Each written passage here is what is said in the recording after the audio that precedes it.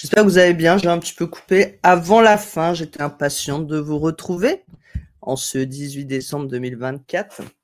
Je dis la date, on ne sait jamais si dans 20 ans quelqu'un regarde cette vidéo et dira oh là là. Ils utilisaient encore des ordinateurs à cette époque et c'est encore des humains qui parlaient. Incroyable. Je m'excuse, je suis un petit peu enrhumée. C'est la saison, on va dire. J'espère que vous allez bien. C'est le dernier live de 2024 déjà. Que cette année a passé vite. Alors, je vais mettre dans les commentaires parce que j'aimerais bien avoir un peu vos retours, ceux qui sont connectés. Comment s'est passée un peu l'année pour vous? Est-ce que vous la terminez bien, j'espère? Bonjour Amélie. Je crois que je ne t'ai jamais vu Amélie sur ce live. Est-ce que l'année se termine bien? Est-ce que plutôt bien? Sans plus. Moi, de mon côté, je veux dire plutôt bien. Voilà. On va pas se plaindre, comme on dit, quand on a la santé. Tout va bien. Emmanuel Lacotte qui dit: «Grosse annonce pour Coda». Eh bien, oui, on le voit là. Ici, vous voyez, il y a un petit affichage. On va en parler rapidement. Amélie qui me dit: «C'est la première fois, pas sur Twitch, mais sur ton live». Oui, bah, bienvenue Amélie. Donc pour celles et ceux qui connaissent pas et qui rejoignent ce live, donc c'est les astuces no code et productivité d'une moldue. Je suis une moldue dans le sens où, j'ai beaucoup appris grâce aussi à la chaîne No Code et à tous les lives qu'il y avait dessus et quand, j'ai proposé, d'en faire également, je me considérais comme une moldue par rapport à tous les anciens. D'ailleurs, je rappelle que demain, il y a un live spécial organisé par Pierre, Simonin avec, tous les streamers, les débutants, expérimentés, les vieux de la vieille. Moi, je serai dans ceux du milieu, mais voilà, moi, j'ai suivi les vieux de la vieille, on va dire, sur, cette chaîne, qui m'ont donné aussi envie de faire des lives et de partager, ce que je connaissais, mes astuces, mes conseils et je ne sais plus ce que je voulais dire, c'est la fin de l'année, voilà, je me disperse encore dans ma tête et c'est déjà parti dans 50 sens. Non, c'était pour dire que voilà, donc j'ai décidé de lancer cette chaîne de moldus. Je me considère comme moldu dans le sens, pour ceux qui connaissent pas Harry Potter, ceux qui ont pas la magie en fait, qui sont pas d'une famille, magique et moi comme je viens pas de l'ingénierie informatique ou autre, c'est vrai que je trouvais parfois que sur YouTube, pas ici dans No Code France, mais sur plein d'autres chaînes, les gens parlaient beaucoup trop technique.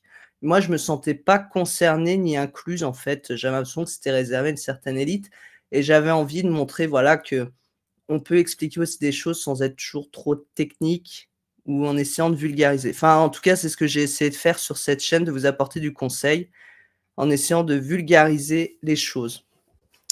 Dolls qui me dit: «Merci pour tout ce que tu fais, c'est gentil». En tout cas, toi, tu mets que tu as une année vers un nouveau domaine. Je sais que tu m'avais contacté, vers le début d'année, si je dis pas de bêtises et que tu commences à aller vers le no code et j'espère que du coup tu as trouvé, voilà, ce qui te plaisait, que tu es en train de mettre des choses en place, ça se passe bien pour toi et parce que j'ai vu comme tu étais motivé, je crois que tu commençais les formations avec le contournement, entre autres et tu avais une grosse motivation. Je vois que tu l'as encore, je vois tes posts sur LinkedIn donc ça fait plaisir de voir des gens motivés comme ça aussi.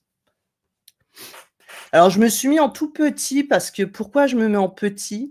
Parce que ma vidéo, elle bug tout le temps et je crois que si je mets en gros, en fait, je crois que ça bug. Non, ça bug plus?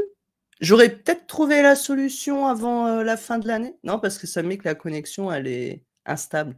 Donc chez moi, ça bug pas, mais peut-être chez vous, ça rame. Voilà, c'est le problème, c'est que j'ai changé d'opérateur quand j'ai lancé les live Twitch et j'ai eu que des soucis de connexion. Mais bon, de toute façon, je voulais changer d'opérateur, mais a priori, c'est un souci, enfin, j'ai d'autres, personnes dans la résidence qui ont des soucis et qui sont chez les autres opérateurs, donc ça vient pas de l'opérateur directement. Et oui, en 2024, on a encore du mal à avoir bien internet, c'est fou. Emmanuel qui dit qu'il est parti Notion vers Coda pour gérer son exploitation agricole, c'est génial! Tu devrais contacter, Élise et Mathieu de Coda tout simplement. Alors tu es peut-être déjà en contact avec eux, hem parce qu'ils cherchent souvent des gens qui utilisent Coda sur leur chaîne justement pour faire un peu des démos de ce que les gens font avec et je pense que ça peut les intéresser, si ça t'intéresse bien sûr, de partager lors d'un de leurs lives.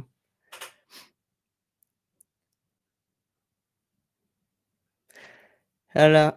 Ah Dolz, tu me mets le je t'appelle Dolz, sur le tu me mets le suspense, elle me dit: «De beaux projets, une super motivation, de belles rencontres de nos codeurs, tu en sauras plus bientôt».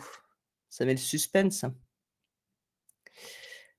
Voilà. Emmanuel qui dit: «Ça me démange». Ben, n'hésite pas Emmanuel à contacter, Coda tout simplement. Ils font des lives tous les vendredis, je crois.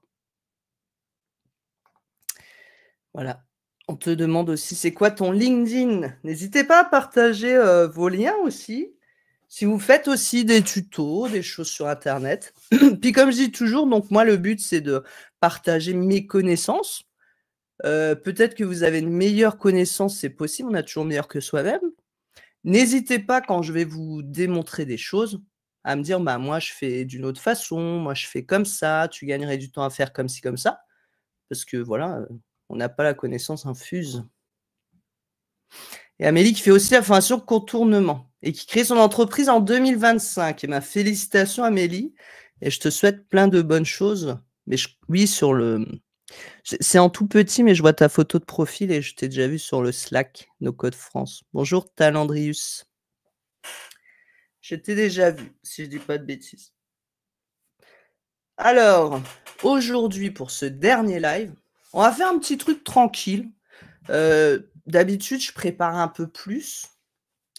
Mais là, j'avais envie de vous partager parce que ces derniers mois, enfin ces dernières semaines, quand je peux, entre mes clients et le travail que j'ai à faire, je pense qu'on est tous concernés par ça. J'essaye de mettre à jour mon site internet, de mettre à jour mes automatisations de mes process parce que c'est toujours le coordonné le plus mal chaussé et là, je travaille beaucoup sur, l'automatisation de mes réseaux sociaux, de mes articles de blog, de guides que je publie sur internet.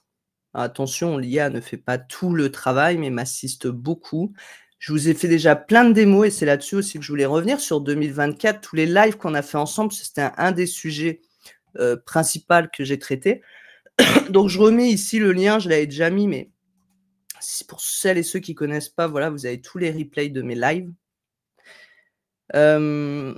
À savoir que pour mes actualités, j'ai lancé une formation aussi sur, générer des images avec l'intelligence artificielle, avec, Flux et Laura, par exemple, qui sont des modèles qui permettent de générer des images avec son propre visage. Je ne sais pas si vous avez vu, mais je le fais souvent sur LinkedIn dans mes publications parce que j'ai pas toujours le temps ni l'envie de faire des photos de moi.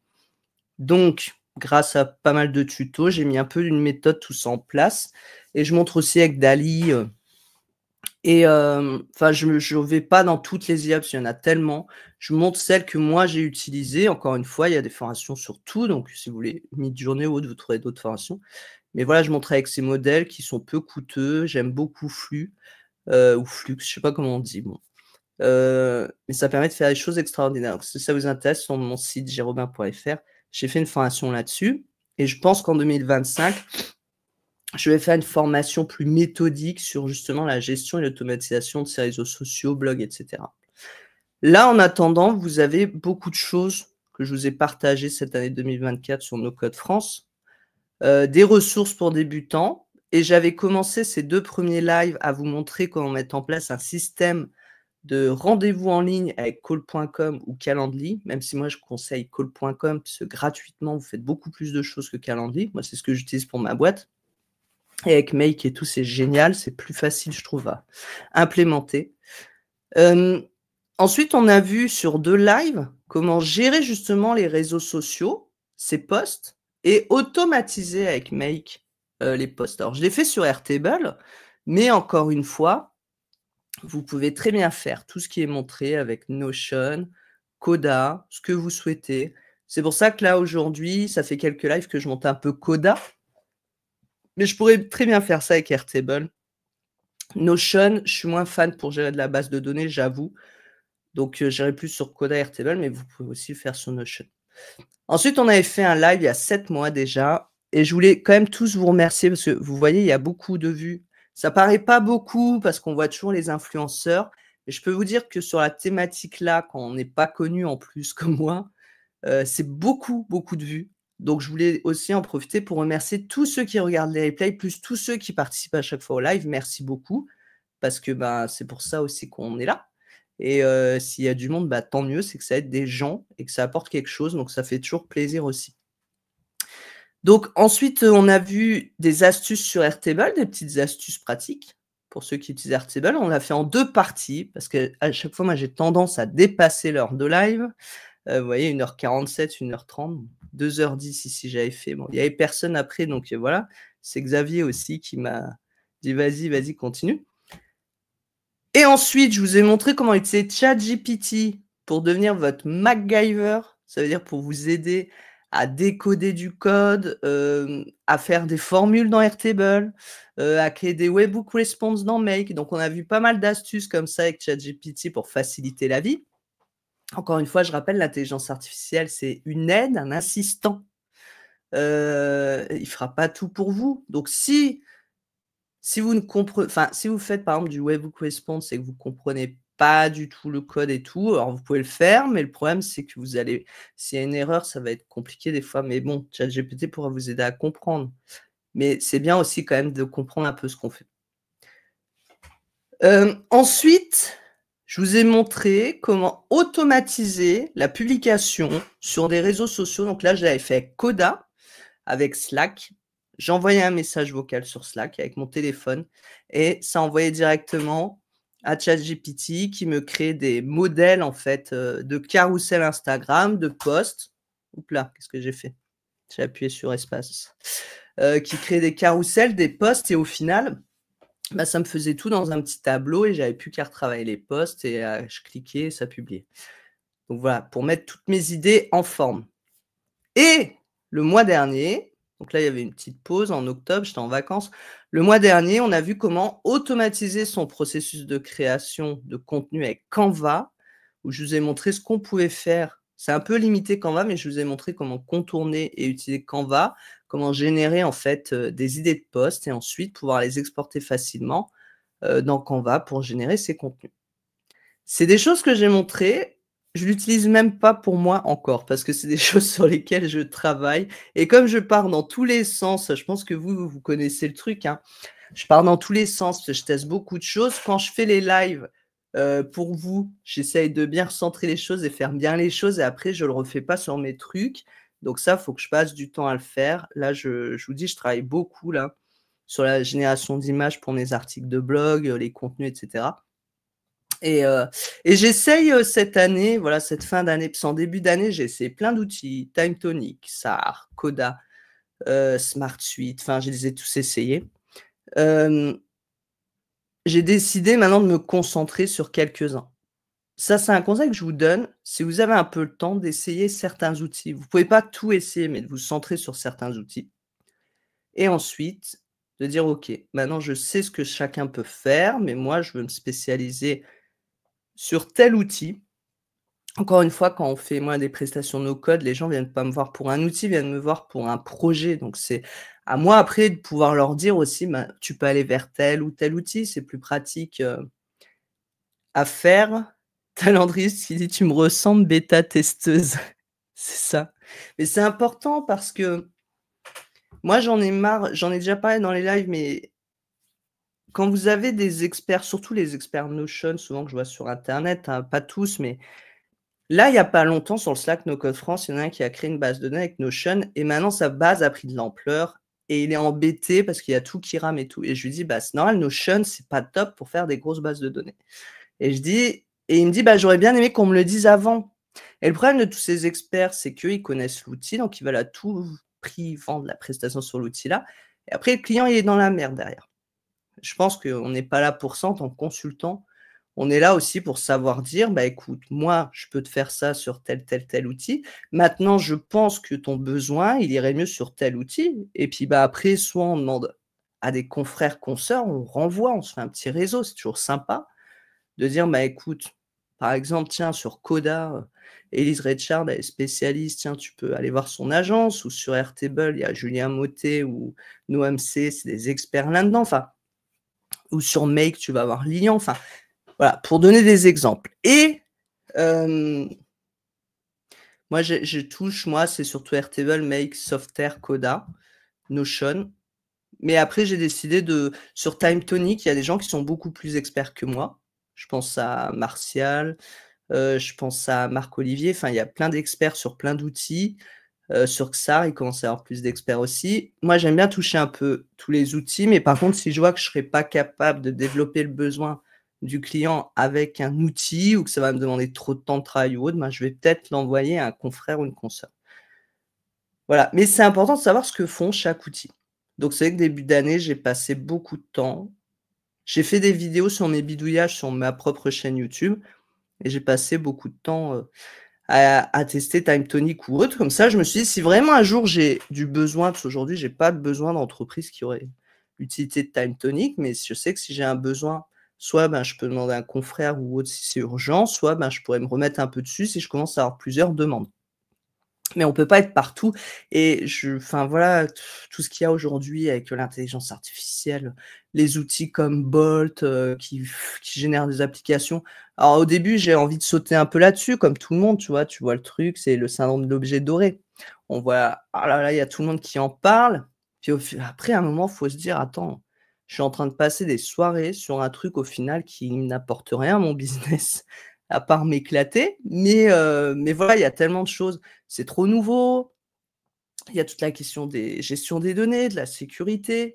Par exemple, n8n, c'est un outil, je vous en parlerai jamais parce que d'autres le font mieux que moi, mais c'est un outil, j'irai pas dessus. Vous voyez, j'ai tellement passé de temps à tester plein d'outils que maintenant j'ai envie de me concentrer et et je sais qu'N8n, il y en a plein qui en sont fous. Moi, j'aime beaucoup Make, ça me suffit pour ce que j'ai besoin de faire pour mes clients. N8n, pour moi, c'est plus compliqué. Il faut connaître aussi un peu le code, il faut savoir héberger. Si on n'héberge pas, de toute façon, c'est plus cher que Make, je crois.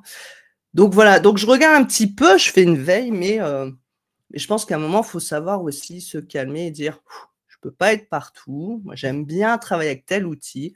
Bah, les gens, s'ils viennent me voir, je proposerai ça. Puis s'ils veulent à tout prix du N8N, bah, ils vont voir quelqu'un d'autre». Voilà, Talandrius qui dit: «Très bien N8N». Lester qui me dit: «Est-ce que tu fais de la consultation? Pas pour de l'accompagnement, mais définir les meilleurs outils qui seraient adaptés à certains types de projets». Oui, je fais du conseil express sur mon site et vous avez aussi, le Cercle des Ops qui a lancé un mentoring dont j'en fais partie, où, en fait, suivant les disponibilités des mentors, tu as d'autres, spécialistes no code qui pourront aussi, t'accompagner sur le Cercle des Ops. Tu peux prendre rendez-vous et échanger là-dessus. Voilà, donc c'était pour faire un petit retour sur 2024, sur aussi donc mes objectifs qui vont être de, me concentrer sur des outils, de lancer de nouvelles formations.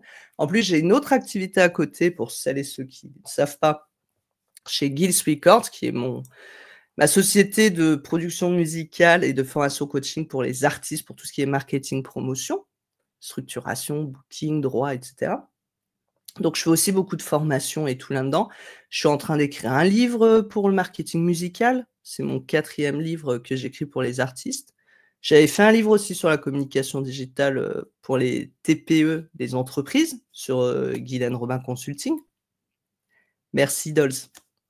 Hem, donc voilà, j'ai plein de projets, puis j'ai des anciennes formations que j'aimerais bien remettre à jour.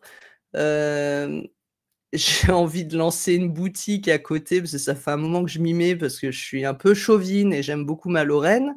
J'avais lancé une boutique Me and My Lorraine de t-shirts et de produits avec des, mmh, des citations du patois lorrain, enfin des petites choses et j'ai pas eu le temps de m'en occuper et là, j'ai vu une vidéo, je ne sais plus son nom et ça m'a retitillée.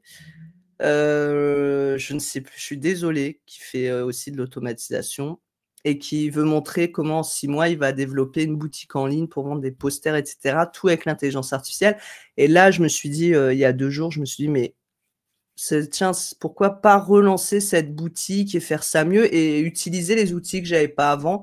Parce qu'encore une fois, ça peut être un super assistant, l'intelligence artificielle et donc j'ai envie d'essayer de relancer cette boutique et Talandrius me demande: «Tu dors quand?» Eh bien, je ne dors pas, ça se voit.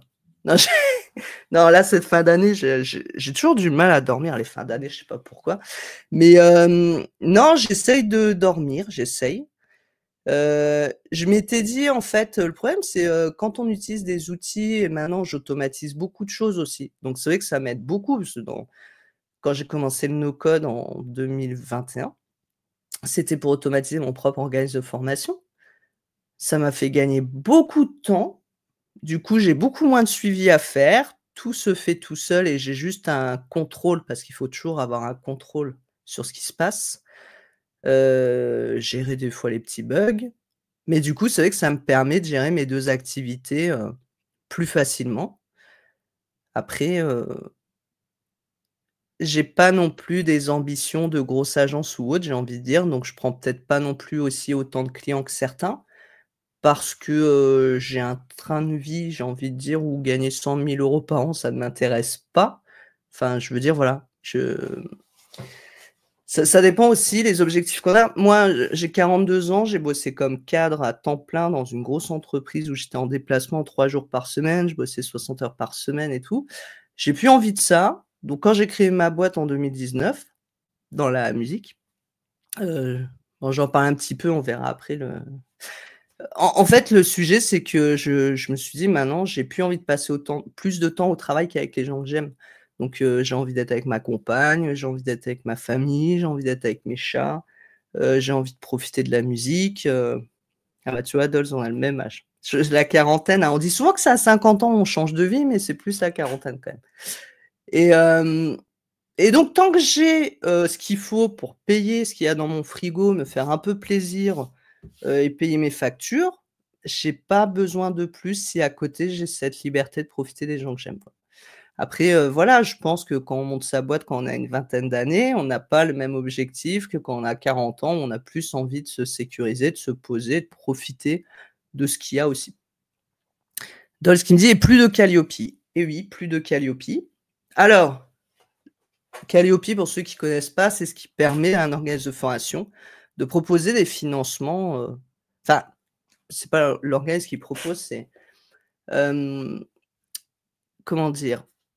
Que les organismes, les gens qui souhaitent une formation puissent demander des financements, CPF dans certains cas. Bon, c'est un peu compliqué, donc je ne vais pas rentrer dans le détail du CPF, surtout que ça tout est en train de se casser la gueule dans la formation professionnelle et ou l'AFDAS ou vos OPCO, la GFIP, c'est la GFIP? Non, je confonds parce que j'ai parlé du sujet du handicap avec une artiste il y a pas longtemps et du coup, la GFIP, je crois que c'est pour le handicap.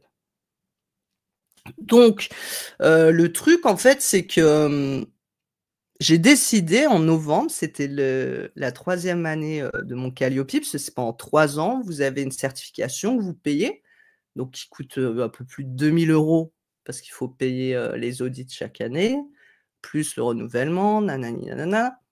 Donc je l'avais fait en 2021 parce qu'on n'avait pas le choix si on voulait que nos formations soient finançables.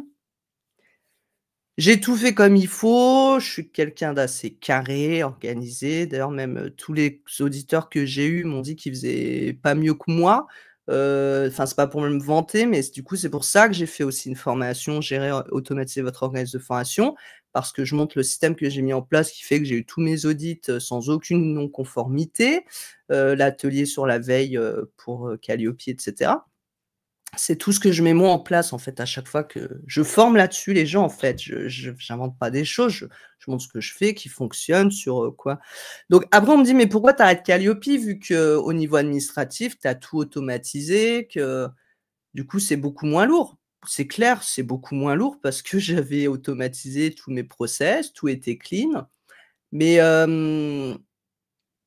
tu qui dit qu'il est aussi Calliope. Bah, tu me donneras ton retour toi sur, là-dessus.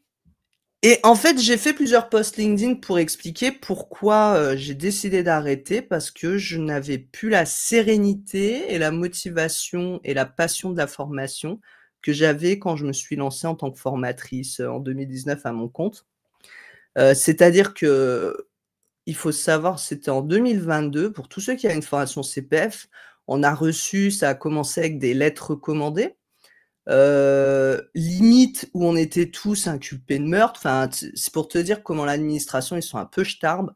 Enfin, c'était des trucs assez pesants au niveau mental parce que, on avait des contrôles tout le temps, on était tous, tu vois, il y a la présomption d'innocence, bah, pas pour les organismes de formation, hein. Toi, direct, on te dit, «Vous vendez des formations, vous avez pas le droit de les vendre, machin», et il fallait que tu prouves que si, en fait, tu avais le droit, mais tout de suite, tu étais inculpé comme coupable. Tu sais, à l'époque où il y avait toutes les arnaques sur Calliope et ce qui s'est passé, c'est que, c'est que du coup, j'avais déjà ça, donc il a fallu régler ça et mettre mon entreprise de côté parce qu'ils demandaient des papiers, mais tu sais, en France, on aime bien demander des papiers qui servent à rien.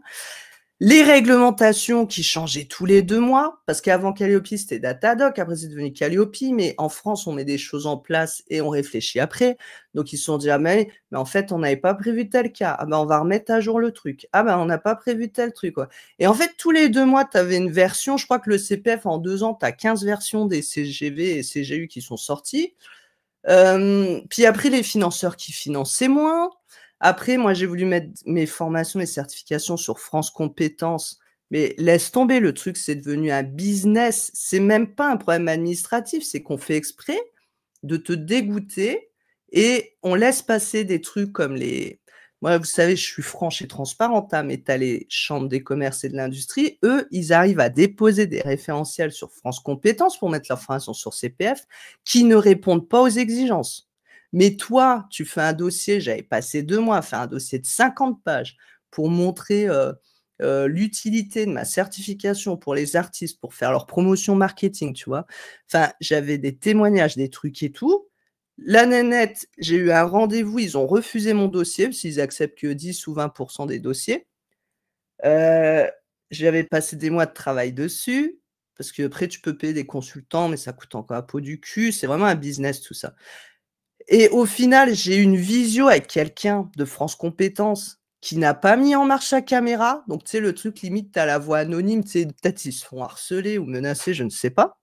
Donc j'ai parlé à un écran noir pendant une demi-heure pour qu'elle me dise en fait: «Ah ben ça répond pas aux critères là». Ah, je fais: «Non mais j'ai compris, mais je veux des détails moi, je veux savoir pourquoi, qu'est-ce que dans ce que j'ai écrit ne correspond pas à l'attente en fait que vous avez?» Mais en fait, ils sont incapables de te le dire.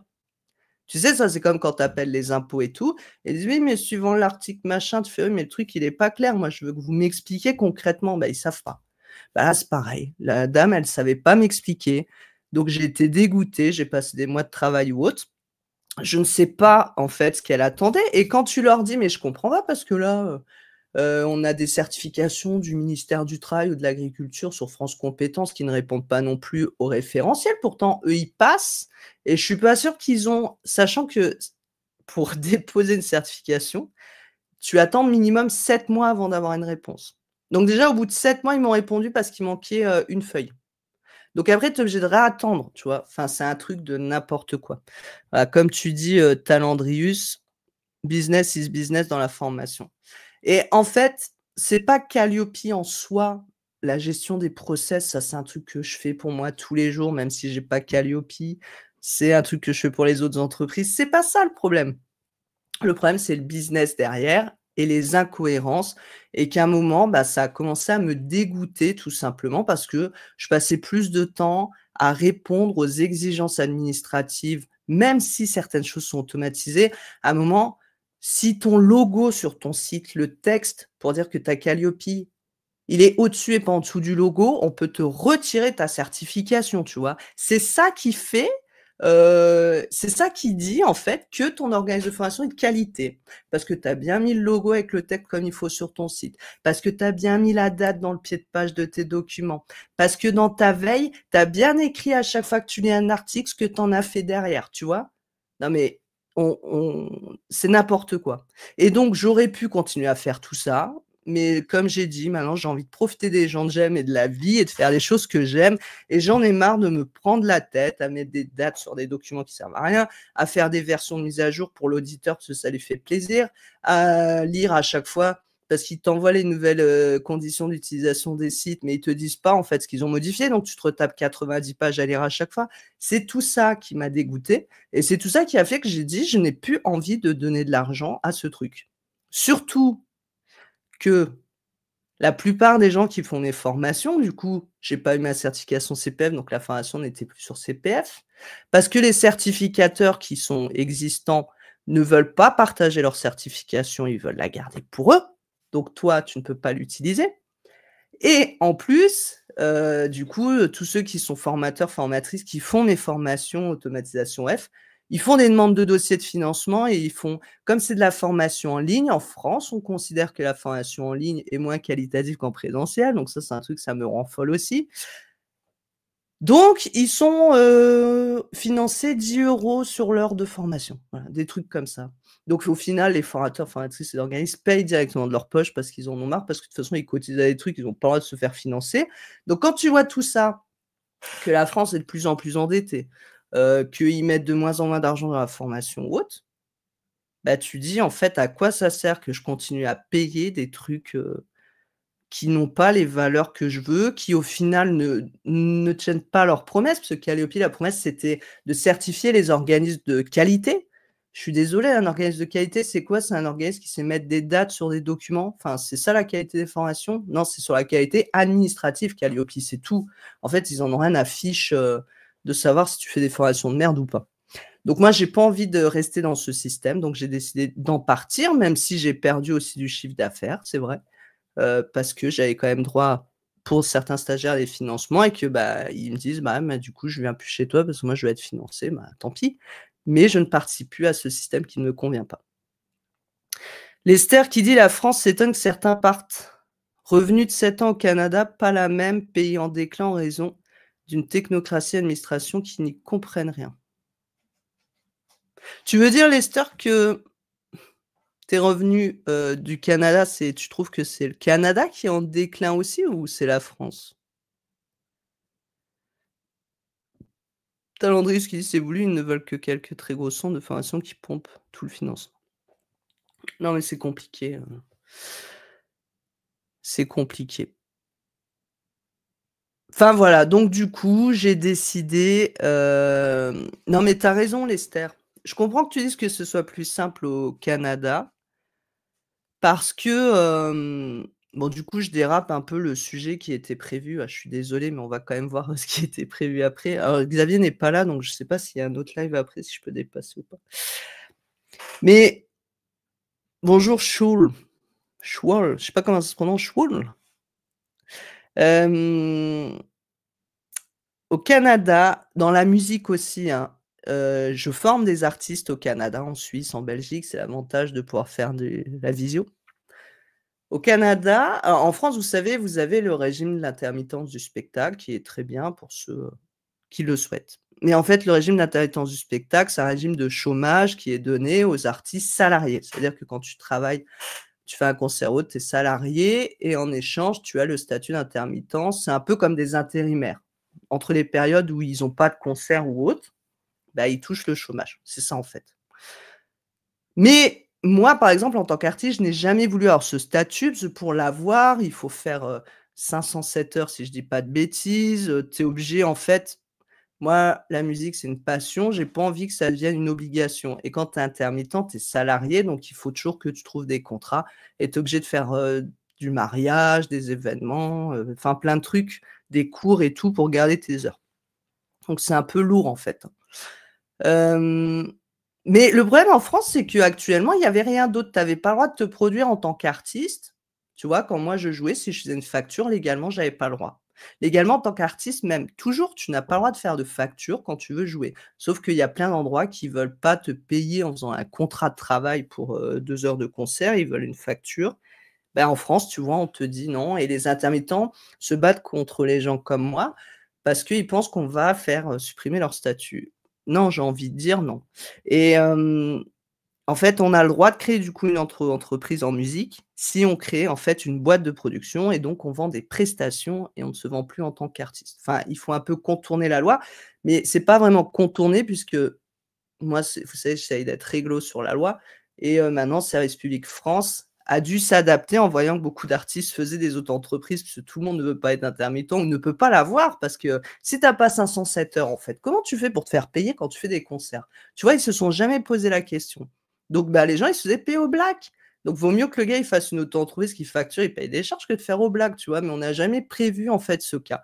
Donc ils se sont rendus compte, c'est une juriste qui m'avait dit ça, c'est que c'est, par la force des choses, quand ils vont voir que les gens font certaines actions et que c'est comme ça que ça se fait dans la vie courante, parce qu'il y a pas d'autre choix ou que le cas n'a pas été pris en compte, il y a une loi qui sera faite et en effet, sur service public, vous pouvez regarder maintenant, tu peux créer une auto-entreprise, en tant qu'artiste, mais en tant que boîte de production. Eh bien, au Canada, voilà, Lester, j'ai des artistes, eux, en fait, ils ont un statut de travailleur autonome, comme tout le monde. En fait, dès que tu crées une boîte, tu as qu'un statut de travailleur autonome, que tu sois artiste, peintre, no-codeur, ce que tu veux. Tout le monde a le même statut. En France, rien que pour les artistes, tu as le statut artiste-auteur pour ceux qui font de la composition, donc tu as l'URSSAF du Limousin. Si tu es salarié et que tu fais tes heures, tu es intermittent du spectacle. Si tu as une auto-entreprise et que tu vends aussi, des prestations de mixage ou autre, bah, tu es entrepreneur. Moi, j'étais pas intermittente, mais j'avais les 2 autres. Donc, du coup, on te dit: «Oui, mais si tu es ça, tu as pas le droit d'être ça, tu as pas le droit d'être ça». Mais comment je fais pour bosser à un moment? Je veux faire les choses en toute légalité, mais en fait, tu ne peux pas parce qu'on t'interdit de bosser. En fait, c'est incroyable et en fait, c'est pour ça que c'était pour dire qu'en effet, au Canada, c'est peut-être beaucoup plus simple et rapidement, comme ça je vais finir là-dessus pour vous montrer quand même le sujet du jour. Mais bon, on dérape, mais c'est toujours intéressant. Mais surtout si ça vous intéresse, autant en parler. Mais c'était Schwoul qui me disait: «Que valent les organismes de formation en France sur le no-code?» Bah, j'ai envie de te dire que je ne sais pas quoi te dire en fait. Je ne connais pas tous les organismes de formation en France. Tu as des très bons organismes comme Contournement. Heu Moi, perso, j'avais fait une formation avec l'école Le Cube. La formation était pas mal, mais c'est plus la gestion administrative où j'ai eu des petits soucis avec eux.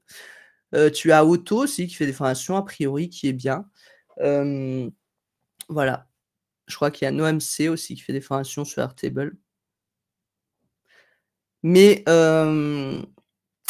mais voilà, après je saurais pas te dire, je connais pas toutes les formations qui existent. Lester qui dit: «C'est ce que j'avais la dernière année en freelance, seule règle, pas plus de 30 K sur 2 trimestres consécutifs». Alors quand tu es en auto-entreprise, c'est par an, c'est pas par trimestre, le seuil à pas dépasser et puis il y a le seuil, si vous voulez vous lancer en auto-entreprise ou micro-entreprise, c'est pas parce que vous êtes en micro-entreprise, petit truc à savoir, parce que moi je me suis fait avoir à l'époque, on sait jamais. Que vous êtes pas redevable de la TVA. On pense qu'en micro-entreprise, on n'a pas de TVA. Mais en fait, vous avez un seuil, hem, au-dessus duquel vous passez en entreprise, si pendant 2 ans consécutifs, mais ça va changer ça. Vous dépassez ces 70 000 € je crois en service. Mais vous avez aussi le seuil de la TVA. Ça veut dire que si vous gagnez plus de 30 000 € sur l'année en micro-entreprise, et je crois que c'est aussi 2 ans à vérifier. Moi, je l'ai fait tout de suite pour pas avoir de problème, je me suis mis directement dessus et dès que vous dépassez 30 000 €, vous devez, déclarer la TVA et récupérer la TVA. Ah, au Canada. D'accord, Lester. Bon, pour ce long retour, je vais essayer, il reste 20 minutes, de vous montrer, voilà, comment vous pouvez automatiser. Alors oui, tout à l'heure, c'était, je suis désolé parce on s'est un peu dispersé. Il est où? Emmanuel qui me demandait sur Coda. Alors en effet, il y a Coda a annoncé, donc pour ceux qui connaissent pas Coda, Coda est un outil, je dis toujours un hybride entre Airtable et Notion, qui est vraiment génial parce que pour le moment, on va voir comment ça va évoluer vu qu'ils ont été rachetés. Vous ne payez que, par rapport à celui qui crée le document. Donc si vous le partagez à des gens qui vont éditer le document, jusqu'à aujourd'hui, ils payaient rien. Donc c'est Grammarly qui a acheté Coda. Ils vont développer beaucoup de choses sur l'intelligence artificielle sur Coda, donc à voir. Je ne vais pas vous lire tout l'article. Pour ceux que ça intéresse, je peux le partager dans le chat. Voilà. Maintenant, on espère que les prix ne vont pas trop changer, même si il faut quand même l'avouer, Coda est vraiment pas cher pour tout ce qu'il permet de faire, donc peut-être qu'il va augmenter. J'espère juste que pour les éditeurs additionnels, ils vont pas faire comme Airtable avec son portail là, où il faut payer je sais pas combien par, utilisateur en plus. Donc voilà. Talandrius qui dit: «Je pense que le pricing va bouger». En général, quand les trucs ils sont rachetés, ouais, ça sent pas bon. Quoique, Brevo je crois que c'est Sendinblue qui avait été racheté, donc l'outil d'emailing et c'était plus cher avant que maintenant. À suivre. Donc ce que je vais vous montrer, c'est comment vous pouvez, ça va un peu boucler la boucle, on va dire, parce que je vous ai dit, hein, je vous ai fait beaucoup de live aussi sur la gestion des réseaux sociaux. Dolls qui dit comme Glide, tu veux dire les prix ont augmenté sur Glide? Je sais que Softair, ils ont changé, c'est chiant parce qu'au niveau des users, ça c'est vachement limité. Moi, je l'avais mis en place pour des clients et du coup, leur forfait gratuit suffisait, mais à mon avis, il va falloir passer sur le payant. Après, ben, c'est comme tout, hein, les frais augmentent pour tout le monde aussi et des fois, les prix sont pas chers, mais à un moment, tu te dis pour qu'ils vivent et qu'ils payent leur personnel, il faut peut-être, augmenter, quoi. Donc on va boucler la boucle sur les réseaux sociaux pour voir comment maintenant on peut récupérer avec Coda. J'ai mon chat qui est foufou. Bah oui, je sais pas si vous l'entendez miauler, mais j'ai un chat qui fait des bruits de monstre quand il joue, il fait il fait des bruits comme ça. Coda, je vous montre avec Coda, mais vous pouvez faire enfin ce que je vais montrer avec Meg, vous pouvez le faire avec, Airtable, Notion, ce que vous voulez. Par contre, ce qui est intéressant dans Coda, comme je vais vous montrer, parce que moi je gère maintenant tous mes réseaux sociaux sur Coda. Enfin, je suis en train de mettre tout ça en place. Sur Coda, vous avez ce qui s'appelle les packs. Donc les packs, c'est ici quand vous allez en haut à droite de votre Coda, sur Insert. Vous voyez ou vous voulez que je zoome un peu? Je peux zoomer. Ça quand on zoome, c'est mieux, on voit mieux. D'ailleurs, j'aimerais bien mettre bah oui, c'est mieux comme ça, on voit mieux la Guylaine.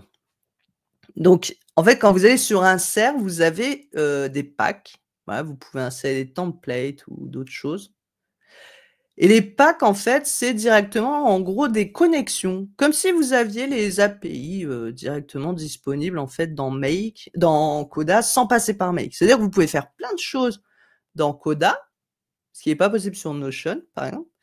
Vous voyez, un peu comme sur Airtable, vous pouvez utiliser Gmail et tout. Bah, dans Coda, il y a des packs où vous allez pouvoir, vous connecter avec LinkedIn, Make, YouTube Studio, on va voir pour les stats, OpenAI, QuickBooks, Figma, vous avez Slack, Google Drive, Airtable et cetera, Google Calendar, voilà. Vous pouvez même envoyer des mails à Google Sheets et cetera. Ce qui fait que directement dans votre document, vous connectez à Gmail, vous cliquez sur un bouton, ça envoie à Gmail, vous n'avez pas besoin de vous connecter à Make ou autre. Ça, c'est plutôt génial. Et quand vous cliquez, en fait, donc je vais pas faire une leçon sur les packs, mais c'est pour vous donner envie d'essayer. Par exemple, ici OpenAI, il vous explique, vous avez une petite documentation et puis ensuite vous pouvez l'ajouter. Donc vous avez des packs qui sont gratuits et d'autres qui sont payants ou que c'est dans les packs, payants de Coda, mais bon, vous avez beaucoup de trucs gratuits. Et donc il vous montre ce que vous pouvez faire. Donc ici, on va pouvoir utiliser un bouton pour, lui demander de répondre à un prompt ou on peut utiliser quand c'est des formules. Et ça, on peut l'intégrer dans des documents où on veut, dans des boutons ou autres. Donc je vais passer directement à la petite démo. Pour poster des choses, par exemple, poster des images, textes ou des liens sur LinkedIn. Alors, il y a un pack, je vous ai montré, qui s'appelle, LinkedIn et donc qui est dans le document et en fait, quand vous l'installez, les packs, en fait, j'ai pris le template et puis je l'ai collé directement dans le document, donc ça m'a fait directement l'étape que j'ai remis à ma sauce. Il faut juste, voilà, mettre le setting, créer le compte et connecter vos comptes pour que ça marche, bien sûr.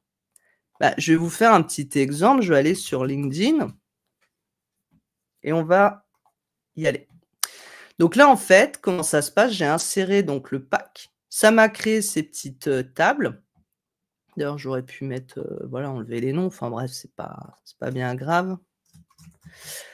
Ça crée donc c'est des petites bases de données, des petites tables, comme on peut faire dans Notion ou Airtable. Et donc, vous voyez, en fait, ce bouton ici, donc on crée des boutons directement dans les colonnes et ici, il y a une formule. Donc ça se fait automatiquement avec le pack installé où il va, chercher le compte et il va poster le contenu, regarder la visibilité si c'est pour, les connexions publiques ou autres. Et donc on va publier et ensuite ça va cocher ici. Alors là, j'avais fait un autre bouton parce que sur Coda, on peut faire des suites d'actions, des run actions où on va lancer plusieurs, choses. Ça veut dire qu'ici, il va cliquer sur le bouton là et ensuite il va aller cocher, cette case already post. Donc je vous le montre, en espérant que ça marche, parce qu'en démo, des fois ça ne marche pas. Je fais publier, ce post LinkedIn est créé, voilà et ça m'a bien coché. Si je vais ici, voir mes posts.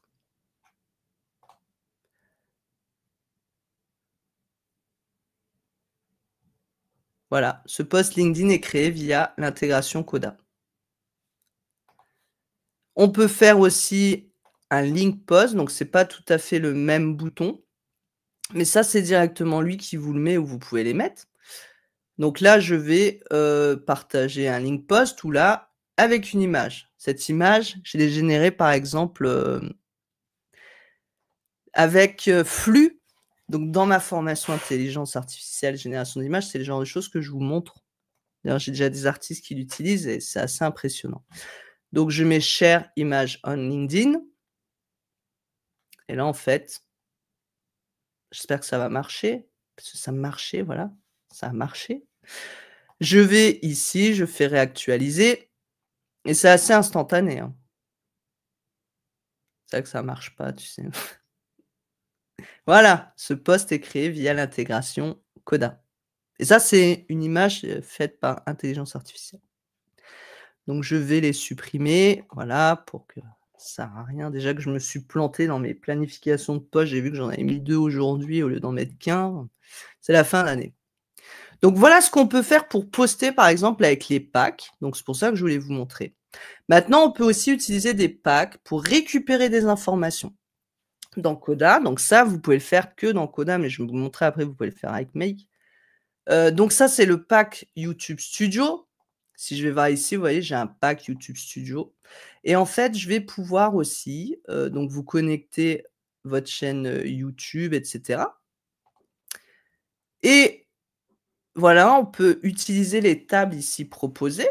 Donc moi, c'est ce que j'ai fait. Donc vous voyez, quand vous restez la souris dessus, il vous montre normalement quand vous cliquez. Non, il ne monte pas. Vous prenez, vous glissez, ça crée la table ou alors on peut utiliser juste des boutons. Vous voyez, je mets le bouton et puis, je vais pouvoir connecter à mon compte et l'utiliser dans Coda.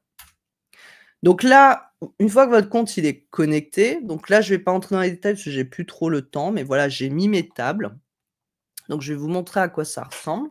Donc j'ai collé par exemple cette table sur les statistiques de ma chaîne et automatiquement, il va, mettre à jour. Par contre ici, il faut le faire, manuellement. Pourquoi? Parce que si vous voulez que ça le fasse automatiquement, il faut payer après le pack, hein. Mais bon, c'est pas bien grave. Donc là, on voit 15/12. J'ai pas d'autres stats a priori, bon et donc voilà, il va me mettre toutes les stats par jour, tel jour, tant de vues sur YouTube, les gens regardent tant de minutes, j'ai eu 3 likes, et puis voilà, on a plein de colonnes, si j'ai eu des commentaires, des gens qui ont mis des dislikes, qui ont partagé, combien j'ai gagné, d'abonnés et cetera. Donc là, moi, je l'ai mis comme ça, mais on pourrait très bien faire donc je vais le faire sur la base, mais c'est toujours conseillé de faire une vue. On peut faire, plusieurs formats et puis je peux faire un petit graphique, voilà, si je souhaite, hop, voilà, si je souhaite mettre, je sais pas, les likes, voilà. Mais non, normalement, c'est par date. En fait, il faudrait faire, une moyenne, ajouter les mois ou autre. Mais voilà, je peux voir, ici le nombre de vues, enfin, je peux choisir, hop, je vais mettre les likes, voilà. Je peux voir les likes par date et cetera. Ensuite, je peux récupérer aussi, par exemple, sur la démographie de mes viewers. Donc ça, je pourrais faire aussi un petit graphique, si je veux. On pourrait faire quoi comme graphique? On pourrait faire plutôt un petit donut, voilà et puis, on pourrait mettre, donc on va mettre la moyenne et voilà, on peut choisir donut, on peut faire pas mal de choses et je pensais qu'on pouvait rajouter par, sexe. Ah! Je vais mettre plutôt ça, voilà, genre et je vais mettre, pourcentage de viewers par genre ou, âge groupe, voilà. Non, c'est nul en fait, ça, faut que je mette, pourcentage. Donc on peut faire des graphiques comme ça. Ça veut dire que moi, j'ai plus d'hommes que de femmes qui regardent ma chaîne YouTube No Code. Alors les femmes, où sont les femmes? Et ensuite, ici, je vais pouvoir voir, mes vidéos. Donc ça va me récupérer, Luc Hacker qui dit: J'hésite à tester Coda. Ah, c'est génial Coda. À voir maintenant comment ils vont évoluer avec le rachat, mais franchement, moi, je suis en train de tout mettre sur Coda et sur Notion, je garde plutôt, toute la partie écrite, heu, parce que ça me suffit. Donc là, ici, je récupère automatiquement mes vidéos. Donc, à chaque fois, bon, il faut resynchroniser, mais je pourrais très bien faire un peut-être un bouton refresh à voir si c'est possible. Donc ici, hop, vous voyez, il m'a mis à jour. En plus, il met à jour, hein, les vidéos déjà existantes parce qu'on peut mettre qu'ils mettent à jour et donc là, c'est les prochaines vidéos qui vont sortir et là, je peux voir ici, voilà les vidéos. J'ai le lien de la vidéo qui va m'ouvrir. Voilà. Je vois la durée de la vidéo, le nombre de vues, des likes, des commentaires et ça met à jour automatiquement. J'ai rien fait, j'ai juste cliqué, glissé et je récupère toutes les stats, les partages. Voilà donc cette vidéo m'a fait gagner 52 abonnés, j'en ai perdu 1. Bon voilà, il y en a un qui aime pas sauvetage Notion, il s'est désabonné. Je peux voir mes tags, je peux voir la miniature et autres et ce qui est génial, c'est qu'en une fois qu'on a ça, c'est le genre de choses que je suis en train de mettre en place, c'est que je vais récupérer mes vidéos et ensuite je vais faire des automatisations derrière pour récupérer la description aussi et ensuite pouvoir faire des posts sur les réseaux pour, parler de la vidéo, tu vois? Automatiquement, tac, tac, tac. Heu, Christophe qui me demande: «Je viens de me former sur Notion, je vois maintenant Coda, quels sont les principaux avantages?» Alors là, ça va être compliqué en quelques secondes de te dire, tout ça, parce qu'il me reste plus beaucoup de minutes. Après tant qu'on me coupe pas, je vais continuer, mais bah, les principaux avantages, par exemple, c'est ça, c'est que tu peux intégrer des packs, que tu peux intégrer, des boutons partout, tu vois? Tu vois, tu peux faire des menus directement avec tes pages, enfin, tu as pas mal de personnalisation. Tu peux lancer des actions multiples sur des boutons. C'est vraiment plus poussé, c'est vraiment plus un hybride entre Airtable et Notion. C'est-à-dire que tu as ce qui est bien dans Notion. Tu vois, les formulaires sur Coda, ça fait longtemps que ça existe, ils sont même mieux, en fait, que ceux sur Notion. Les graphiques aussi, ils sont plus poussés. Hem, enfin tu peux partager aussi il y a l'histoire des cross-docs, ça veut dire que si tu veux partager à quelqu'un des documents, tu peux faire un document synchronisé. Quand tu mets à jour le tien, en fait, tu lui donnes accès qu'à certaines infos sur son doc partagé à lui, tu vois? Et surtout, le gros avantage que j'expliquais au début, c'est que sur Coda, tu payes que pour les doc makers. Ça veut dire que moi, par exemple, j'ai créé un document Coda pour une association. Je leur ai mis sur leur propre compte et ils m'ont, donné l'accès en fait, mais je paye rien pour mon accès. Je paye pas de licence et je peux aller travailler sur leurs, documents sur, leur compte. Alors que sur Notion, il aurait fallu me faire payer une licence tous les mois pour travailler sur le document. Donc voilà ce qu'on peut faire un petit peu avec les packs Coda. Vous pouvez donc, je vous ai dit, envoyer des mails. Moi, j'utilise des webhooks vers, Make aussi. Donc on peut faire vraiment beaucoup de choses. Tu Landrius qui dit: «C'est ce que j'aime, les actions sur les boutons dans Coda». Ouais et c'est vraiment très simple, très, très simple à faire. Enfin, vous faites un bouton, alors je vous montre rapidement, mais c'était pas le sujet du jour, moi. Voilà, un bouton, push bouton, donc ça va appuyer sur différents boutons, ajouter, des lignes, copier des docs, enfin, tu vois, tu as pas mal de choses déjà, qui existent. Tu vois, les boutons de tes packs aussi, qui sont existants, que tu as installés. Tu peux faire des boutons pour envoyer des mails, tu peux et en fait, le bouton, tu le places où tu veux et ce qui est génial, c'est que tu peux les renommer quand tu as des boutons. Je vous montre rapidement. Voilà, tu peux faire un new bouton, tu peux sélectionner donc les actions ou tu peux créer des actions, via les formules. Donc ça, c'est ce que je vous ai montré tout à l'heure avec celui sur LinkedIn. On peut changer le nom du bouton, la couleur, l'icône, la taille. On peut même changer le label, on peut aller très loin. Moi, par exemple, j'ai des boutons, je dis, bah, si les gens, ils ont mis tel truc, tu écris telle chose sur le bouton. Tu peux changer ce qui est écrit sur le bouton suivant, une variable. Tu peux aussi décider le nom du bouton. Ça, comme ça, tu peux le rappeler dans n'importe quel document. Ça, c'est génial et tu peux aussi dire qu'il sera, inactif, le bouton. Par exemple, moi, l'association enregistre des données sur de nombre d'élèves dans les classes tous les mois et en fait, ben, il va voir l'historique des élèves et si, l'historique est le même que le nombre d'élèves actuels, leur bouton pour ajouter à l'historique, est grisé et ben, si, le nouveau nombre d'élèves est différent de l'ancien, bah, tu peux, cette fois, il est dégrisé. Amélie qui dit: «J'attends désespérément que Coda passe en français». Mais il faut pas, se bloquer, je pense, à cause de l'anglais. Moi, je suis pas hyper anglais.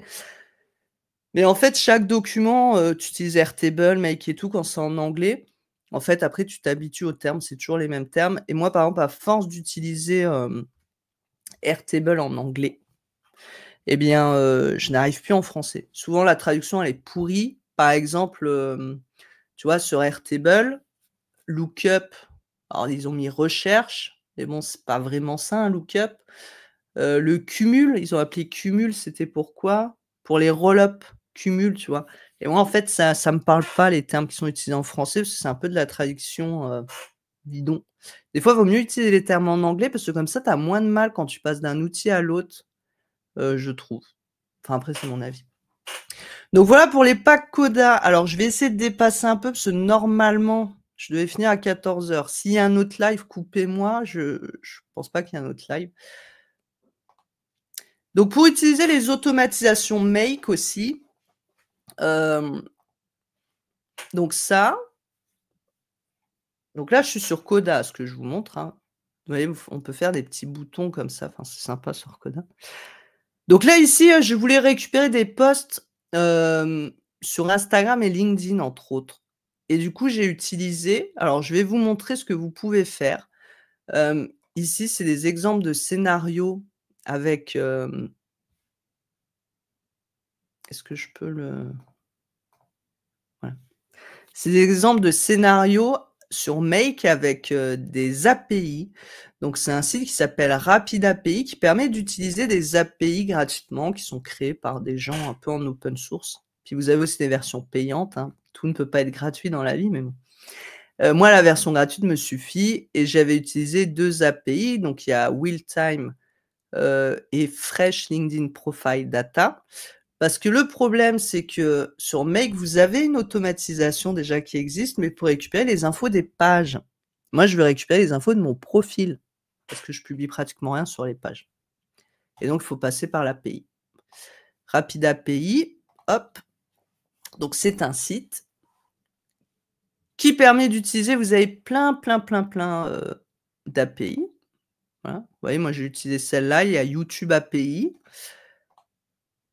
Quand je clique dessus, en fait, vous ouvrez l'API, il vous explique, donc il y a une version à chaque fois basique, pro, ultra, méga. Ça dépend de vos besoins, mais j'ai toujours envie de dire quand on doit payer, c'est qu'on a beaucoup d'infos, donc c'est plutôt bon signe aussi. Donc là, on peut récupérer, vous voyez ici, il va vous donner les head points, donc c'est un petit peu les infos que vous allez pouvoir récupérer sur les chaînes ou sur votre chaîne. Vous voyez, vous pouvez aller chercher des infos, vous pouvez obtenir des playlists, les détails, les hashtags, les commentaires et cetera. Ouais, si je mets sur vidéo, je peux récupérer les détails, vous pouvez convertir, traduire et cetera. Donc il y a beaucoup de choses que vous pouvez faire avec cette API et donc après, bah, va falloir l'installer dans Make. Donc ici, si je fais change plane, parce que j'ai déjà installé, quand vous faites le plan, il vous dit ici combien de requêtes vous pouvez faire. Donc là, par jour, je peux déjà en faire 500. Donc c'est quand même pas mal. 1000 requêtes par heure, donc vous avez à chaque fois les limites, hein. Donc on peut déjà y aller sur cette API. Si je prends, donc moi je vous disais ici, j'utilisais Fresh LinkedIn parce que je pouvais récupérer 100 données par mois. Par jour ou par mois? Par mois, voilà. Vous voyez? J'ai 100 crédits par mois. Alors qu'avec l'autre, il y en a que 50. Donc vous pouvez regarder un petit peu comme ça. Ici, vous pouvez chercher les API, hein. Si je cherche, je sais pas, Instagram, vous voyez Instagram, hop, il va me mettre un petit peu, toutes les API qui permettent de récupérer des informations sur Instagram. Donc après, vous pouvez regarder ici, le score, heu, le level, le niveau de service, le temps de réponse et puis, vous voyez un petit peu, bien sûr, les scores, hein. S'ils ont un bon score, en général, c'est qu'ils sont plutôt bien utilisés. Et ici, vous avez toutes les infos de l'API pour installer. Donc, je ne vais pas faire un cours ici, sur les API, parce qu'on n'aurait pas le temps. Mais voilà, donc moi j'ai utilisé ici, donc on peut récupérer via ces API. Alors comment ça fonctionne? Alors je vais ouvrir là et mon scénario. En fait, ça c'est mon document à moi, vous voyez, où je gère, tous mes trucs de réseaux sociaux et donc j'ai fait une base. Alors j'ai pas encore mis en forme, je vous dis, je travaille dessus, hein. J'ai créé une base pour récupérer en fait, donc j'ai l'URL du post, vous voyez? Qui s'affiche. Le contenu, alors je vais ouvrir comme ça, vous voyez dans Coda comment ça s'affiche. Ici, j'ai le contenu du post que j'ai publié. Le post LinkedIn URN, alors ça, c'est un peu l'identifiant du post et ça va me permettre dans mon scénario de, ça va me permettre dans mon scénario de aller chercher si le post existe ou pas déjà pour éviter de recopier 15 000 fois le post. Ensuite, je récupère la date, le nombre de commentaires, le nombre de likes. Ici, quand ça marche, je récupère, l'image en fait de la vidéo. Si c'est une vidéo, vous voyez, il va me récupérer et le nombre d'interactions totales. Ça, c'est une petite formule que j'ai faite, un petit peu comme un taux d'engagement où je lui ai dit: «Ben, tu me fais, hop, like plus les commentaires sur les posts». Bonne fête Dolce et merci pour ton passage. Bonne fête de fin d'année. Donc ici, vous voyez, je récupère toutes mes infos de mes posts, LinkedIn. Donc c'est en cours de travail et donc en fait, comment ça va marcher ici, on va installer, on prend make API key auth request. Je vais mettre ici, ben, dans les instructions qui me sont données dans RapidAPI, hein, je mets l'URL qu'il va me donner. Ensuite la méthode, donc c'est get parce qu'on va chercher des infos. Ensuite, je vais créer un paramètre de recherche, donc ça, c'est vraiment, expliqué dans la documentation, hein, le nom du paramètre, donc LinkedIn URL. Et puis ici, du coup, je mets l'URL de mon compte LinkedIn. Donc on peut faire ça avec d'autres comptes, voilà, donc attention encore au RGPD, scrapping et cetera. Et voilà, c'est tout ce que j'ai à faire. Si vous avez du mal, à paramétrer vos modules d'API, moi, des fois, ce que je fais, j'utilise ChatGPT, je lui donne la doc et je lui demande de m'aider à mettre ça en place et il vous aide, en fait, à le faire. Bon, il faut quand même comprendre comment ça marche un peu parce que des fois, il dit un peu, de la merde, mais voilà.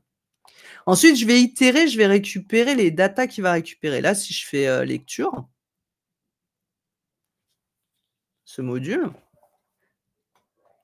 hop, vous voyez, il va me récupérer des données. Ça, c'est tous les posts. Donc il récupère à chaque fois les 100 derniers posts. Alors on pourrait améliorer tout ça, hein, pour que dire: «Bah, tu récupères que tant de posts», je vais pas travailler là-dessus. Donc là, vous voyez, j'ai hop, on continue la série des mini vidéos. Les astuces no code, donc ça, c'était le post de ce matin, où j'ai expliqué que c'était le dernier live de l'année. Donc il va me récupérer toutes ces données et ensuite avec l'itérateur, il va les dispatcher pour me les enregistrer dans Coda dans des lignes différentes. Et ici, je vais faire alors dans Coda, on a des formules aussi un peu différentes par rapport à Airtable ou autre. Je vais chercher ici dans la requête que le post, LK-URN, n'existe pas, d'accord? Ensuite, je le fais dormir un peu parce que quand, il y a trop d'infos des fois qui arrivent dans Coda, il bug. Ça arrive avec d'autres applications. Moi, quand je fais beaucoup d'infos, en masse, je mets toujours un sleep pour lui laisser un peu le temps parce qu'après, au bout d'un moment, ça fait trop de requêtes d'un coup, il aime pas trop. Et donc je vais après mettre les données récupérées dans l'itérator, hein. Donc vous voyez, je récupère l'URL du post, si ça a été repartagé. Donc ça, reshared d'ailleurs, j'avais mis ici, voilà, reshared not equal to true, parce que sinon, il me partageait à chaque fois des informations de posts que j'avais repartagées, donc je les voulais pas. Voilà. Hem Et ensuite, ben, voilà, je récupérais les infos qui m'intéressaient et je les mettais dans mon tableau. Bah, je vais vous montrer du coup comment ça fonctionne. Je vais faire, lecture puisque j'en ai là qui sont enregistrés. Ça, c'était un autre test que j'avais fait au-dessus, donc qui est plus activé avec WillTime qui permettait 50 API par mois. Je sais plus pourquoi j'avais fait ça, je vous avoue.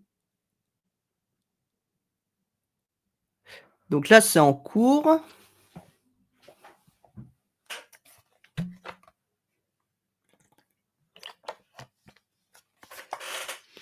Donc là, normalement, voilà, il va pas tout laisser passer. Vous voyez? Là, il est en train de sleep. Donc là, normalement, il va mettre le dernier post.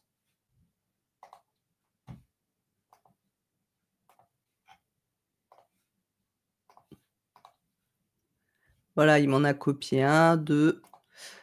Voilà, hop, on continue la série des mini vidéos. C'est déjà mon dernier live de l'année. Vous voyez que j'avais publié à 7h15. C'est pas parce que je publie à 7h15 que je suis levé à 7h15, hein. C'est des choses que je planifie. Donc je vois le nombre de likes, voilà, et j'ai à chaque fois donc, alors ici normalement j'avais réussi à récupérer, mais c'est peut-être pas si, le PDF média, quand je fais des carousels, vous voyez, j'arrive à récupérer comme ça me permet de sauvegarder le PDF parce que sur LinkedIn, les carousels, c'est en PDF et donc je récupère tout le contenu. Donc ça, c'est top si je veux le réutiliser plus tard, le remettre en ligne et cetera. Donc ouais, je récupère vraiment tout le contenu, hein, donc c'est vraiment génial. Ça, le poster vidéo, je sais pas pourquoi ça ne marche pas. Faudra que je regarde ça un jour. Donc voilà, donc là, il a terminé. Donc voilà comment ça fonctionne, comment on peut déjà récupérer sur LinkedIn tous ces posts, ces contenus, les photos, les vidéos. Vous voyez, quand c'est des vidéos, j'ai même le lien avec la vidéo. Donc ça, c'est quand même génial. Donc voilà pour le petit exemple, comment on peut récupérer des stats LinkedIn et sur ce que je suis en train de faire. Alors si vous faites autrement, n'hésitez pas à le dire. Et puis on peut faire pareil avec, Instagram. Donc, Instagram, vous voyez ici, je récupère à chaque fois tous les posts. Alors, je crois que c'est le scénario là, si j'ai bien préparé. J'ai quand même préparé un peu les choses. Voilà. Donc en fait, je vais lister les médias, donc dans Instagram. Alors attention parce que vous avez plusieurs choses. Il y a Instagram for Business, vous voyez, qui permet alors moi, j'ai jamais utilisé encore le trigger là, Watch Event. Mais voilà, comme je dis, je suis en train de travailler dessus. Peut-être ça pourrait être intéressant de créer un webhook. Hem, ça peut être intéressant, donc on connecte sa chaîne, compte Instagram. D'accord. Pour récupérer les commentaires. Ça, c'est intéressant ça. Ça pourrait être, vous savez, un peu comme ManyChat où on pourrait dire, voilà, à chaque fois qu'il y a un commentaire, on le fait passer dans un petit ChatGPT ou Claude. Je vais essayer et ensuite, ben, on fait une réponse. Vous croyez qu'on peut faire ça ou pas? J'ai envie d'essayer là en live, ça vous dit ou pas? On essaie un petit truc comme ça. Bon, avant d'essayer ça, je vais vous montrer ce que je devais vous montrer parce que je me disperse. Donc ici, j'avais mis un list média. Donc il va récupérer les 4 derniers posts et je fais ça en fait, tous les dimanches, voilà. Sachant qu'en général, je fais pas plus de 4 posts. Je vais peut-être mettre plus, je vais peut-être mettre 6. On sait jamais si j'en fais, plus. Ensuite, il va lister les commentaires aussi du média. Donc vous voyez, je peux récupérer aussi, les commentaires du média. J'ai mis un petit array aggregator sur le texte. Donc ici, les commentaires, parce que j'ai envie de tout mettre, directement dans une seule ligne. Et ensuite, je fais un arrêt sur ici, je récupère ça. Je sais plus pourquoi j'avais fait ça, text aggregator. Je suis pas sûr que j'étais obligé de passer par là. Des fois, on se complique la vie. Ensuite, dans Coda, j'ai été lister donc mon tableau et j'ai l'ID, du post Instagram que je récupère à chaque fois. Je regarde s'il existe déjà. D'ailleurs, avant de faire tout ça, j'aurais pu même mettre ça avant, ça aurait été plus intelligent. Donc vous voyez, on fait pas toujours les choses parfaitement et ensuite je récupère donc vous voyez sur Instagram quand on liste les médias, on peut récupérer pas mal d'infos. Bon après c'est pas forcément mis à jour, mais on voit si c'est, feed, reel, média type, image, le nombre, de comptes qui aiment et cetera. Bon ça, je vous dis, je suis en train de bosser encore dessus parce que j'ai pas encore essayé tous les modules. Mais, du coup ça fonctionne là, si je fais, lecture, normalement j'ai des nouveaux posts donc il va me les mettre. parce que je fais qu'une fois par semaine. Hop, vous voyez? Là, il m'a mis, c'est une vidéo, il y a un commentaire. J'ai le commentaire texte, vous voyez? Je récupère en fait, quand il y a plusieurs commentaires, je récupère tous les commentaires. Et ça, je pourrais peut-être les réutiliser aussi dans une automatisation ou avec l'IA en disant: «Prends les commentaires, fais un post par rapport à ça» et cetera. Là, j'ai les files images, mais là, c'est une vidéo. Il m'a bien récupéré la vidéo. Alors, des fois, je sais pas pourquoi, je sais pas pourquoi des parfois, alors je fais des tests encore avec Coda avec les images parce que suivant l'image, si je mets attachment ou image, voilà, il y a pas d'image, mais vous voyez, des fois, il me les enregistre plus, je les alors c'est pas là. C'est pour ça que là, j'ai mis file image, vous voyez? Parce que là, elle existe plus. Je sais pas pourquoi. Il me les met plus. Voilà. Donc des fois, sur les ça par contre dans Coda, c'est un peu chiant. Si quelqu'un a la réponse, je veux bien. Si je joue parce que je crois on n'a pas toutes les colonnes là, si? Ouais, bon après j'aurais pu encore récupérer d'autres choses, mais déjà travailler là-dessus. Parce que je suis vraiment en train de refaire, tout mon doc social media, quoi. Vous voyez, je suis en train de travailler ici sur des idées de posts et en fait, j'ai les liens vers tous mes scénarios, j'ai tout fait en process pour créer les carousels et tout. Et ensuite, j'ai des idées générales et le recyclage, en fait. Je veux savoir les posts que j'ai recyclés, comment je les ai recyclés, et cetera. Je suis en train de faire tout ça dans Coda. Donc voilà comment on peut récupérer toutes les infos de ces posts. Et donc, je voulais essayer ça, le watch event, là, ça m'intéresse. Alors ça, c'est la petite astuce pour ceux qui ne connaîtraient pas quand vous êtes sur Make. Là, ici, vous avez donc le petit outil qui va lancer le scénario et donc vous le cliquez glisser. Comme ça, vous pouvez laisser des scénarios même qui ne fonctionnent pas quand vous faites des tests. Donc ici, je me suis logué. OK. Et on a dit on récupère le truc. Je vais mettre OpenAI.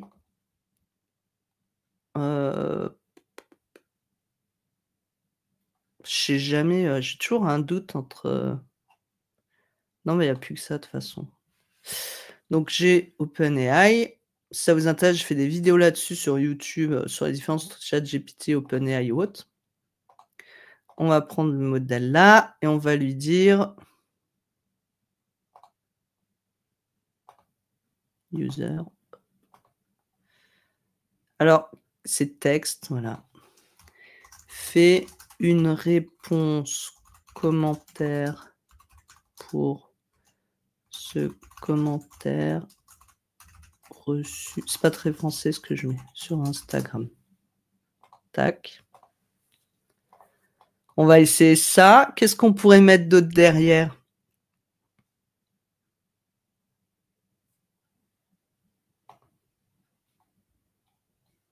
Est-ce que j'ai, répondre à un commentaire ici? Create commande, create reply. Ah, c'est génial. Donc on va faire, comment ID et je vais prendre le message. On va essayer ça. J'enregistre. J'ai peur. Je vais essayer, je fais lecture, on va voir en direct ce que ça donne. Hop, je vais prendre ce post-là. Parce que ça, c'est les posts que personne lit, que je publie pour l'algorithme et qui sert à rien. Bonjour, c'est génial ce que tu fais. Tac, je publie, qu'est-ce qui va se passer? Il reçoit, c'est génial ce que tu fais. Il répond: «Bonjour, merci infiniment, heureux que mon travail» bon, il a mis, il sait pas si je suis une femme ou un homme, donc il a mis une écriture inclusive et il me dit qu'il a répondu. Oh là là, suspense, j'ai peur, ça a marché ou pas? Vous savez la petite excitation quand on fait des ça marche! C'est génial! Je vais faire ça en fait. Ouais, c'est un truc que je vais mettre en place, ben voilà. Alors si je lui dis après il faudrait travailler les prompts, hein. Je vais mettre, hein. dans les instructions. Alors après, on peut ajouter user, système, et cetera. Je vais lui mettre système. Non, alors attends, je vais mettre user. On va essayer comme ça. Je vais ajouter ici, je vais le mettre avant. Je vais lui mettre un rôle, de système. Je vais dire: «Tu es, Guylaine Robin, formatrice et consultante pour les musiciens, entrepreneurs indépendants. Tu es toujours bienveillante et positive». On va essayer ça. Donc je refais, lecture, on va voir. Je vais enlever celui-là, je vais le refaire. Hop, allez, commenter. Tac. Pourquoi il met existing data? Ah oui! Oui, oui, oui, oui. Alors dans, avec le modèle O1, en fait, il utilise pas les commandes système. Donc je suis peut-être pas obligée de le faire, mais là, j'avais envie de le faire, le truc système, donc je vais, je vais remettre un modèle, inférieur, on va dire. C'est pas bien grave. Donc je fais tac. Ah ouais! Alors là, vous voyez, ce qui est chiant par contre, c'est qu'il récupère en fait le commentaire que j'ai fait, donc il va répondre à un commentaire que j'ai fait. C'est un peu con.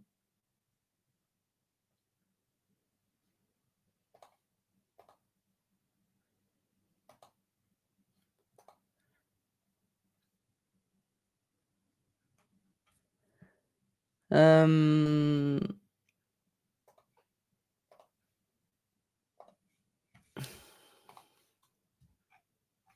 C'est un peu con ça. Ah, je vais essayer un truc. Bon, faudrait bidouiller, je vais pas chercher là non plus, mais peut-être que média productif feed ici et mes comments. Donc il m'a répondu, qu'est-ce qu'il m'a répondu? «Bonjour, waouh, merci infiniment pour ton message, ça me touche beaucoup. Je suis ravi que mon travail te parle, si jamais tu as des questions», bah, voilà, c'est bien ça. Bon, faudrait juste qu'il enlève les guillemets, quoi, et qu'il mette moins d'emojis. Donc ça, faudrait travailler le prompt. Merci beaucoup Christophe, compte créé sous Coda, test en cours. Bonne fête à tous, bonne fête aussi. De toute façon, je vais terminer. Là, j'essayais juste, voilà, vous savez ce que c'est quand on découvre quelque chose, on a envie d'essayer de mais ouais, ce qui est embêtant, c'est que j'ai rien ici qui fait dire que c'est une réponse à un commentaire. Hem Je comment ID, il finit par 2037. Donc je vais regarder. Ah là, c'est pas le même comment ID, hein. Ça, c'est embêtant ça. C'est dommage, ça casse le truc. Je cherchais une variable sur laquelle je pouvais utiliser, pour dire voilà que s'il a répondu, il le fait plus. Bon. Enfin voilà, il y a des choses à faire, il y a des choses à travailler. Là, je vais remettre comme ça. Vous avez aussi dans Instagram, alors il y a Instagram pour business, mais il y a aussi Instagram tout court. Ils l'ont enlevé. Bah, ils l'ont enlevé parce qu'avant il y avait Instagram tout court. Mais voilà, vous pouvez faire pas mal de choses. Vous pouvez récupérer des informations sur les statistiques, sur, les utilisateurs, les médias. Vous pouvez donc ça, on le voit dans l'autre, créer les posts, vous pouvez récupérer tous vos médias, vous pouvez récupérer les commentaires et cetera. Même les stories, voilà. On peut retourner les stories, c'est génial, j'ai jamais fait. Mais on peut retourner les stories. Je vais garder ça en test. Donc voilà un petit peu, du coup, j'ai dépassé de presque une demi-heure. Bon, parce qu'on a bien échangé aussi, sur les organismes de formation et cetera. Voilà, donc j'espère que ça va vous donner des idées, que ça va vous permettre, de mieux appréhender 2025 avec la gestion de vos réseaux sociaux entre autres, parce que c'est quand même un gros sujet. Je vous rappelle que vous pouvez retrouver tous les lives qu'on a fait ensemble sur la chaîne No Code France. Donc voilà, n'hésitez pas à aller faire un tour là-dessus. Hop. Sur la chaîne No Code France. On se retrouve en 2025, mais je ferai plus de live mensuel. Pourquoi? Parce que, ben, j'ai pas forcément toujours, d'idées ou enfin si, on a toujours des idées, mais bon, faut quand même préparer un peu, ouais, on fait des trucs, on dépasse vite si je fais trop à l'arrache. Donc j'aime bien préparer un minimum, hem et j'aimerais bien vous montrer des choses un peu plus, finies parfois. Vous voyez, comme là, je suis en train de faire des tests sur les scénarios et j'aimerais bien vous montrer un peu comment j'ai construit plus en fini. Donc je ferai des lives ponctuels dans l'année, peut-être je participerai à des lives d'autres. Je participe au live demain, jeudi, organisé par Pierre Simonin sur, tous les streamers de la chaîne No Code France. Donc ça commence à midi, je crois, ou 13h. Midi, ça commence. Donc n'hésitez pas à venir faire un tour et puis, bah, moi, en attendant, je vous remercie encore, bah, pour vos venues au live, pour les partages, les commentaires, vos retours d'expérience. Mais il est temps que je me coupe les cheveux et c'est la fin d'année. Voilà et en tout cas, bah, je vous souhaite, à toutes et tous aussi, hop, une belle fin d'année. Je change pour mettre, le petit message, clip vidéo de conclusion.